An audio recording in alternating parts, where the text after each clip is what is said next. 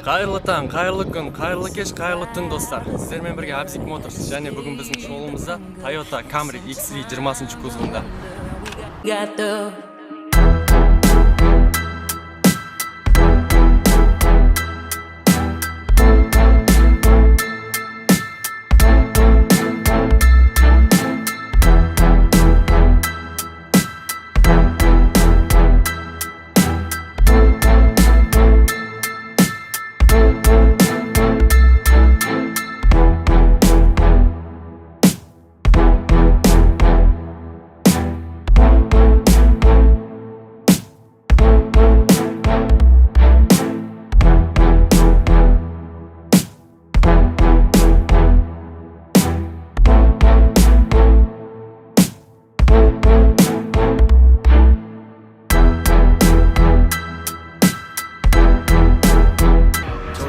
Так, достар, Toyota Camry 20, яғни 20-ка деп айтып жатамыз.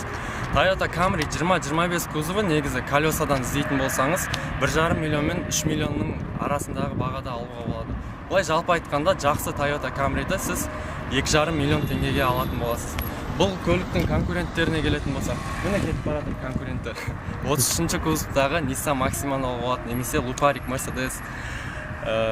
Жаңа неше түрлі варианттар көп. Яғни бұл көлікке келетін болсақ, бұл көлік 96 жыл мен 2001 жылдар аралығында шыққан. Колесадан іздейтін болсаңыз, сол кузовқа келіп тірелесіз. 98 жылдың жартысында рестайлинг шығады, яғни бізде Camry 25 деп аталады. Бірақ шетелдегі официальный несі, аты, оның Camry 20-шы кузовтың рестайлингі болып саналады. Жарайды, айтайық, жүр, көрсетейік. Жалпы мысалы көшеде келе жаттың дейік, Camry 20-ны көресің. Camry 20 негізі әйгілі 4 рынокқа арнап шығарылған. Оның біріншісі Жапон рынкі, яғни японецтер өздеріне жасап шығарған. Екінші рынок ол европейский рынок. Японская сборка для европейского рынка дейді. Ол Японияда жиналады, бірақ Европаның елдеріне арнап шығарылған. Одан кейін үшіншісі ол американдық көліктер, американецтер. Біздің көлік американец. Одан кейін төртінші соңғысы ол араб болып саналады. Так, көрсетейін, мысалы көшеде келе жаттың сен. Toyota Camry көріп қалдың. Бұны японец па, европейец па, араб па, оны қалай біз отличать етеміз? Яғни келіп қарадың, арабтар мен американецтарда артыңғы фара 4 бұрышты болады. Одан кейін қарайсың, артта жүрген кезде жанатын лампочкалары, егер осында екеу болса, бұл яғни американец. Ал егер біреу болса, онда ол европейец. Одан кейін европейцтердің мынандай номер ілгіштері, олар үлкен болып келеді. Жарайды, осылай қарадық. Одан кейін ол жеткіліксіз болса, араб пен американецті мысалы қалай аламыз? Кел маған көрш. Мысалы американецтер қарайсың, барабанный тормоздары барабанды түрде болады. Ал арабтарда ол дисковый тормоз болады. Одан кейін американдықтар мен арабтарда мынандай жылтырлақтар көп болып кездеседі бізде. Одан кейін дальше жүреміз. Егер ол жеткіліксіз болса, тағы да бір нәрсе айтып кетейін. Машинаға қарайсың, егер рулі бардачоктың ішінен шығып тұратын болса, ол жерде ойланудың қажет жоқ уже. Рулі бардачоктан шығып тұрса, ол Camry Grazia, яғни японец деген сөз. Одан кейін келесің, кел. Мынаны аласың да, бүйтіп бұрып көресің. Егер ол бүйтіп бұрылатын болса, ол араб или европейец болып саналады. Егер бұрған кезде бұл сынып қалатын болса, онда ол американец. Мен тиіспей тұрмын осы үшін. Одан кейін келеміз. Бізде американдық жалпы халыққа арнап шығарылған көліктерде Америкада заң бар. Мынау поворотниктері міндетті түрде оранжевый цвет болу керек. Оранжевый болу керек. Одан кейін оларда мына жерде поворотниктер болмайды. Келсей. Американецта люк болмайды. Европейцтерда люк болады деген білгіштердің айтуы бойынша. Одан кейін фараны түсіріп алып, мына фарада американецтерда не үшін екенін білмеймін. Мынандай мүйіздер шығып тұрады. Егер білсеңіздер, айтпақшы комментарийге қалдырып кетіңіздер. Мынандай мүйіздер бар. Мен оны не үшін екенін білмеймін бірақтан. Так, енді осылай біле берсек болады. Одан кейін бізде фара бір блоктан тұрады, көрдіңіздер ма? Жаңағы рестайлингпен салыстыратын болсақ, 25-клармен, яғни 25-кларда уже фара 2 блокқа бөлінеді. Оның үшін жаңағы подфарниктің лампочкасы ближний, дальний жаңағы 3 не болады, лампочка болады. Одан кейін рестайлингтің, яғни 25-тің 20-дан айырмашылығы алдыңғы артыңғы оптикасында болып көреді. Кел мәліметіміз болады. Так, тағы да бұл көлік туралы не айтуға болады? Енді дизайнына келетін болсақ, жігіттер, мүмкін қыздар да бар шығар. Дизайнына келетін болсақ, мысалы, мен Camryға қараймын да, ойлаймын, мысалы, Camry 10-ға қарайтын болсақ, 10-ға, яғни 11 маған ескі көрінеді, шыны керек, машина ескі көрінеді. Ал егер 30-ға қарайтын болсақ, 30 уже мынандай раздутый дейді ғой, үрленіп қалған бір үлкен ағашкаларымызға арналған сияқты, 30-дан асқан жігіттерге. Ал Camry 20 былайша алғанда дизайн жағынан үлкендерге де, жастарға да, үлкен кісілер, ағаларымызға да жалпы келетін машина секілді көрінеді. Түріне қарасаң таза япошка, артына қарасаң мысалы американдық көліктерге де кетуге болады. Тағы да давайте мен сіздерге қазір қозғалтқыш жайлы көрсетейін. Так, достар, қозғалтқыш жайлы айтатын болсақ, Toyota Camry'ге негізі 3 түрлі қозғалтқыш болады. Олар 1 MZ 2,5 литр, 2 MZ V6 3 литровый, оны өздеріңізді білесіздер, объемы 3 болып келеді. Одан кейін менің ең жақсы көретін моторым, яғни осы көлікте тұрған 2F SE деген мотор. Бұл мотордың бұл жерде коробка автомат, яғни автоматты орап тұр, және газ қондырмасы қойылған. Көлік өте экономичный дейміз ғой, енді кішкене орысша араластырып айта берейік.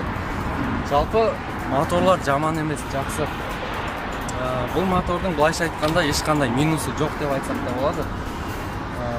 Моторлар туралы айтатын болсақ, негізі 20-шы кузовтағы Camry'ларды темір үшін мақтайды. 20-25 Camry'лардың темірлері өте сондай шыдамды, яғни коррозияға онша беріле бермейтін. Одан кейін салмағы да кішкене ауырлау болып келеді. Бірақтан 2-2 қозғалтқыштың өзі бұл көлікті оп-оңай тартып кетеді алдыға қарай. Енді сіздер BMW, Mercedesтермен салыстырмайтын шығарсыздар. Бұл көліктің өзі жалпы өмірге келгендегі мақсаты дейді ғой, предназначение дейді. Оның өзі қат жүруге арналмаған көлік. Бұл комфортқа, яғни американдықтарға арнап шығарылған көлік қой негізі. Жалпы жапондықтары олар Жапонияда жиналады. Европейский Camry'лар Жапонияда жиналады, бірақ Европаның базарына арналған деп айтамыз ғой, для европейского рынка дейді. Ал американецтер Америкада жиналады. Мына көлік мысалы Америкада жиналған. Ал арабтар болса, арабтар Австралияда жиналады. Моторын былай көріп алсақ болады. Негізі Camry'дің егелеріне таң қаламын мен. Моторларын артı шаң-шаң болып жүреді да, соған қарағанда капотты вообще ашпайтын сияқты болып көрінеді маған ше. Капотты жиі ашып тұрсаң, шаң көріп кішкене сүртіп тұрасың ғой. Так, бұл көлікте егер қателеспесем, әртүрлі модификацияларға байланысты именно 2-2 2S FE қозғалтқышында 129-дан 151 аттың күшіне дейінгі күшті береді, яғни 121-ден 151 айғырдың күшіне. Одан кейін тағы да не айтып алады? Американдық көліктердің бір жаман жері, Америкада білесіздер, экологияға қатты қарайды, сондай дамыған мемлекеттер, енді былайша айтқанда. Олар көлікке жаңа датчик кислорода деген нәрсе қояды. Одан кейін EGR деген бар. Моторды яғни тұншықтырады, өзінің бере алатын күшінен де аз күш беретін қылып тастайды. Сондықтан американдық көліктер сәл-сәл европейспен жаңағы арабтарға қараған кезде сәл-сәл кішкене слабылау болады. Мотор осы мысалы навеснойларына келетін болсақ, генераторды мысалы 10-нан 15-мыңға дейін бағада тауып аласыздар. Стартер жаңағы 10-15 мың теңгеге табуға болады. Фильтрлары 1000 теңгеден басталады. Жалпы аса қымбат емес. Одан кейін бұл жерде рулевой рейка кететін болса, оның өзі бір проблема деп айтсақ та болады. Бір минустардың бірі. Оны жөндеу үшін өте қолынан іс келетін мықты бір мастер табу керексіздер. Одан кейін подушкілер болады. Алдыңғы артыңғы подушкілер кетуі мүмкін. Алдыңғысы көбінесе кетеді. Оны қалай білеміз? Оны машинаға отқан кезде бірінші скоростқа салған. Сол кезде бір өзінің табиғи толчок дейді ғой жаңағы. Толчок болады. Автомат болса, яғни дыға салып көресіздер. Тағы не айтып алады? Одан кейін негізі араб машиналар вин-кодпен тексеріле алмайды екен. Вин-кодпен сіз оған запчасть іздей алмайсыз мысалы.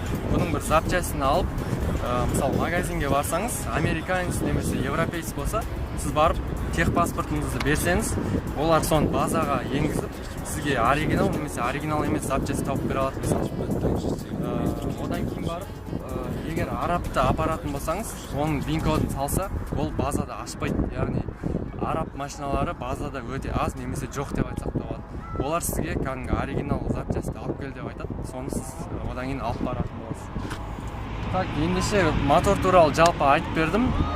Объемы 3 болатын моторлар әрине көлікті өте жақсы тартады, бірақ олар бұл мотормен салыстырғанда кішкене капризный болып келеді енді. Бірақ басқа көліктерден қарағанда әлде қайда сенімді ғой негізі. Яғни моторын айттық, дизайнын айттық, енді салонға көшейік.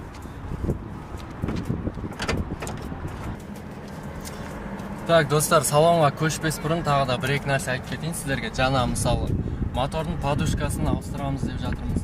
Оны ауыстыратын кезде негізі шроттан қарамаған дұрыс деп сіздерге айтып кеткім келеді. Себебі шроттан қарайтын болсаңыз, бізге Қазақстанда білесіздер, Жапониядан келеді, почти Камриге барлық запчастьтер.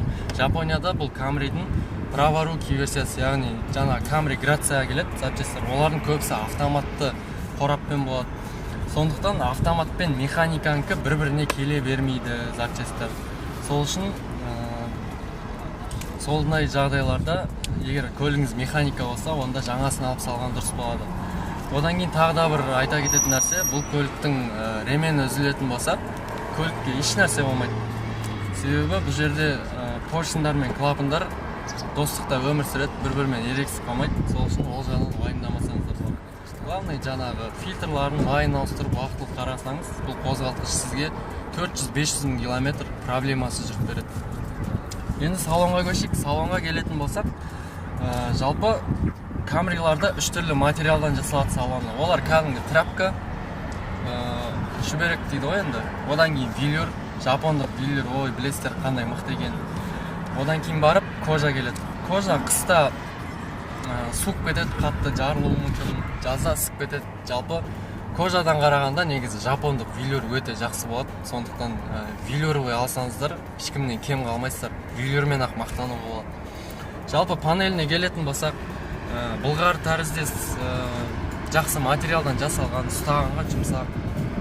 Салон үлкен емес, кішкентай емес. Жалпы мен бойым 1.85. Жалпы өзімді жақсы сезініп отырмын. Мен өзім Приора айдаймын негізі. Приорадан кейін мұнда отырсаң, кеңдеу әрине Приорадан қарағанда. Одан кейін тағы да айта кететін нәрсе, бұл американдық көлік болғандықтан бұл жерде жаңағы жылдамдық көрсеткіші ол мильмен белгіленеді бізде. Тағы да не айтуға болады?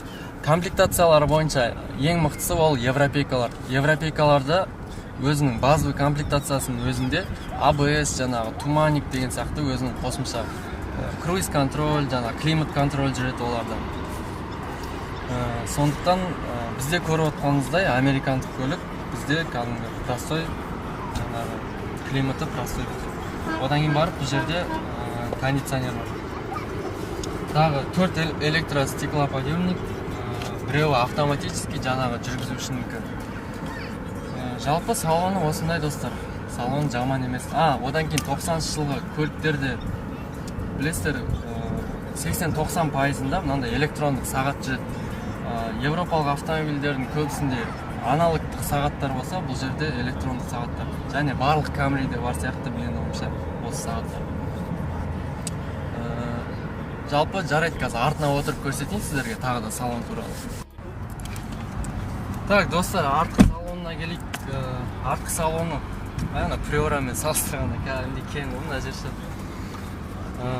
Жалпы айтқанда енді сіз 30-дан асқан бір ағамыз деп елестетейік. Сіздің 4 балаңыз бар.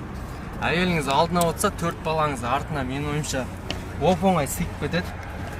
5-ші балаңыз туылып жатса, енді өкінішке орай багажникке отырғызу керек болады. Одан кейін бұл жерде не бар? Стеклоподъемник, жаңағы пепельница. Мынаның ішінде жаңағы стакан салғыштар бар екен, өте жақсы. Балдарыңыз суды төгіп алмайды. Одан кейін барып алдымда орын өте көп. Мен кішкене негізі түсіретінем тағы. Алдымдағы жаңағы жүргізуші бүйтіп айдайтын адам болмаса, машина бүйтіп жатып айдайтындар болады ғой. Ондай болмаса, жалпы оп-оңай сыйып кетесіз көліктің артына. Басқа айтатын не бар енді? Мына жерде жарық бар. Киім ілгіш. Барлығы өз орнында. Жалпы одан артық не керек бұндай бағадағы көлікке. Так, достар, әйгілі Камриімізді жүргізіп көрейік. Сымыла.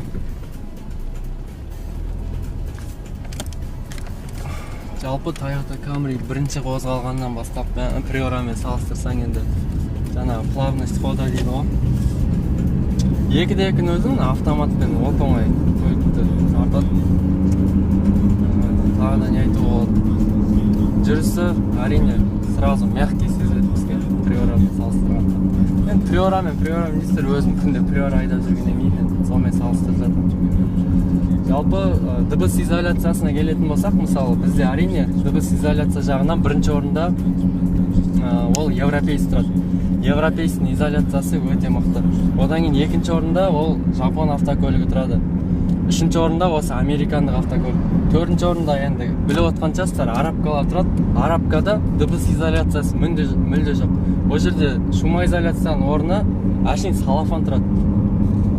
Сол үшін айтады ғой енді. Арабканы мысалы айтып жатады, машинаның жылуы қиын деп жатады. Менің ойымша ол жылуы қиын болғанда ол дыбыс изоляциясы болмағаннан кейін жылу изоляциясы да болмайды деген сөз ғой. Ол жерде жылу жағынан да кішкене қиындықтар болады. Кейбір білгіштердің айтуы бойынша мысалы печкінің арғы бетінде пробка тұрады дейді арабкаларда. Оны алып тастап тазалап жуып қойсаң, көлік оп-оңай жаңағы бұлардан қалыспайды дейді да енді жүрісі бойынша. Газды басып қойсам. Бұл тартыс енді былайша айтқанда жаман емес, қаланың ішінде әбден болады. Бұл көлікті менің ойымша жаңағы 30-ға келіп қалған немесе 30-дан асқан кісілерге өте жақсы кететін сияқты. 3-4 бала шағасы бар деген сияқты. Және өз бағасына әрине өте жақсы көлік. Тағы не айтуға болады. Камерадан өтіп кетейік. Бұл көліктің жаңа конкуренттеріне келдім мысалы. Егер жақсысын алам десеңіз 2,5 миллионға аласыз жақсысын. 2-де-2 жаңағы қозғалтқышпен. Европейстары әрине кішкене қымбаттау тұрады.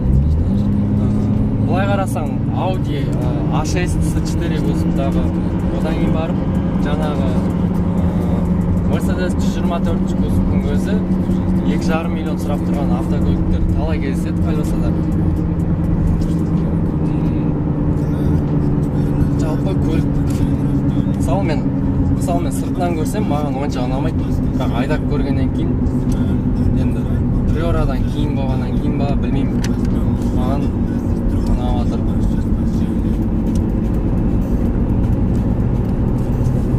Ал сіз жалпы өзіңіз Camry айдайтын болсаңыз, тағы маған қосып айтып кетерлеріңіз болса, онда комментарийге қалдырып кетіңіздер достар. Бұл көліктің егесі айдап жүргеніне айту бойынша уже 3 жыл болып жатыр. 3 жылда жаңағы рулевой рейкасы дейді ғой, рулевой рейкасын ауыстырған екен. Қымбат емес негізі. Стартер мысалы 10 мың теңгеден басталады, жаңа айтып кеткендей. Генератор 10-15 мың теңгеге алуға болады. Оның бәрі енді исходниктар деп айтады ғой, уақыт өте келе ондай нәрсенің бәрі ауысуы керек. Мынада гур екен Priora'да электроусилитель бар. Электродан кейін гур кішкене ауырлау болып көрінеді. Тағы не айтуға болады. Енді қазір жарық болып тұрғаннан кейін фарасы туралы ешнәрсе айта алмаймын, бірақ менің ойымша Priora'ның фарасы жаңа болғаннан кейін бұдан жақсы санады деп ойлаймын. Жалпы бұлай отқан кезде сиденьялары Priora'дан жақсы 100%. Себебі мынандай боковая поддержка дейді ғой. Адам ұсталуы, көліктің жалпы мысалы өз-өзін ұстауы бар әрине кішкене керек кішкене. Көліктің өз-өзін ұстауы былай балкіс дейді ғой. Көлік былай ауады. Өткенде 124 айдап ем, онымен салыстырғанда кішкене басқаша болады. Бірақ әрине көліктің предназначениясы жаңағы ойлап табылған тәсілі. Toyota Camry негізі американдық рынокқа арнап шығарылған машина. Avensis болса европалық рынокқа арнап шығарылған. Американдықтар нені жақсы көреді? Олар кең болған жақсы көреді. Көліктің комфортты қозғалған жақсы көреді. Сол үшін барлығы істелінген. Одан кейін барып Негізі Camry сөзінің мағынасы Camry дейді ғой американдықтар. Ол корона деген мағынаны білдіреді. Camry деген тәж, яғни басқа кетін, корона деген мағынаны білдіреді. Негізі шынымен өзінің класында бұл көлік ешкімге дес бермейді. Шыққан кезінен бастап қазіргі сәтке дейін қарасаңыздар, қалай айтсам болады, конкурент жоқ қой, былайша айтқанда. Қазірде 70-ші Camry ең көп сатылатын машина Қазақстанда. Сол кейде ойлаймын, елдің бәрі ақшаны қайдан алып жатыр, бәрі 70 мініп жатса деп. Сол біз сияқты қарапайым халыққа осындай көліктерді мінеміз енді. Құдай қаласа осындай видеоларда жақында шыға беретін болады. Ал достар, енді көліктің жүрісін көрдік, ішін айттық, сыртын айттық, моторын айттық. Енді тағы да бізге айтып қосарларыңыз болса, комментарийге қалдырыңыздар. Жалпы келесі видеоларымызда біз дыбыс жағынан кішкене жақсы сіздерге жеткізуге тырысамыз. Сол үшін бізбен бірге болыңыздар, каналымызға жазылыңыздар. Инстаграмда болса репост жасаңыздар жаңағы. Бізбен бірге болыңыздар. Тағы да үлкен машиналар күтіп тұр сіздер.